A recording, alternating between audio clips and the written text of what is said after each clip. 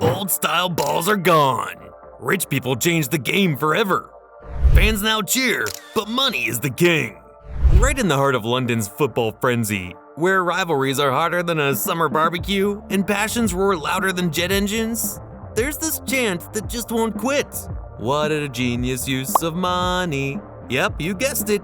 This jam echoes through the hallowed grounds of Stamford Bridge. That's where Chelsea and Fulham decided to paint the town red on a freezing February 3rd, 2023. The final whistle blew on a draw, but the real MVPs were Fulham's fans, sticking around post-game to serenade the chilly air with their version of a victory song, What a Waste of Money. Now picture this. You zoom out from the players to see the grand financial tapestry unraveling on the field. Brace yourselves. In just 1 month, Chelsea threw down an eye-popping 329 million euros for fresh blood.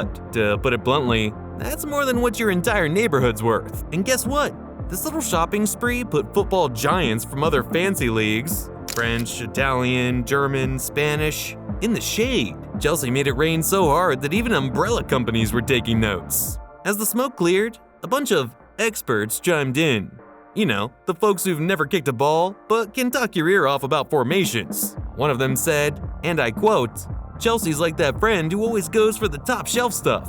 Except it's not tequila, it's players. You've got to hand it to them. They've turned the Premier League into a real-life monopoly board, where owning the best properties, or players in this case, is the name of the game. Do you think it's good for football that big magnets have entered the scene? The financial rise of the Premier League after the arrival of big entrepreneurs. First up, we've got Roman Abramovich. This Russian oligarch didn't just stroll into the football scene, he practically kicked the door down. With a cool 200 million euros, he swept Chelsea off its feet and said, let's turn this party up. Money started pouring in like it was the main act at a music festival. Suddenly, Chelsea was buying players left and right. And guess what? They were winning. A lot. League titles were their playground, and they were running the show like rock stars. But here's the kicker, Abramovich wasn't just buying players, he was transforming the game itself.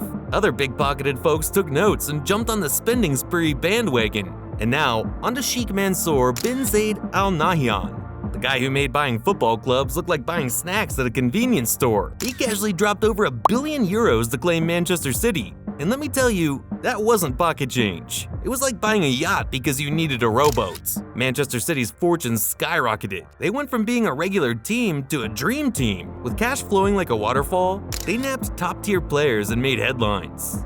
It wasn't just about trophies, it was about rewriting the rulebook of football's financial game. But the ripple effect didn't stop there. The Premier League's financial muscle started flexing harder than a bodybuilder in a protein shake ad. Broadcasting revenues shot through the roof, crossing the €3 billion mark. That's more zeros than you can shake a stick at. Other leagues? Well, they tried to keep up, but it was like racing a Formula One car against a bicycle. The Champions League, which used to be a showcase of diverse talents, turned into an all-English affair, showcasing the Premier League's dominance like a neon sign on a dark night. So there you have it. The tale of how the Premier League went from a regular football game to a financial spectacle that could rival a Hollywood blockbuster. From Abramovich's wallet to Sheikh Mansour's shopping spree, it's been a wild ride with more drama than a soap opera. And as for the rest of the football world, well, they're still trying to catch up. But it's like trying to outrun a cheetah in flip-flops. How long do you think Man City can continue dominating English football? Write it in the comments. And what do stars of the past and present say about the Premier League controversy? You'll find out in the following seconds. Football turned into a big business, and it's tough to keep the real heart of it when money is the focus. Ryan Giggs.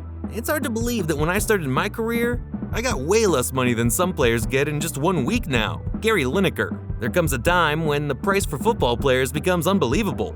But that's what the market allows. Cristiano Ronaldo. I think sometimes people forget that football wasn't all about money.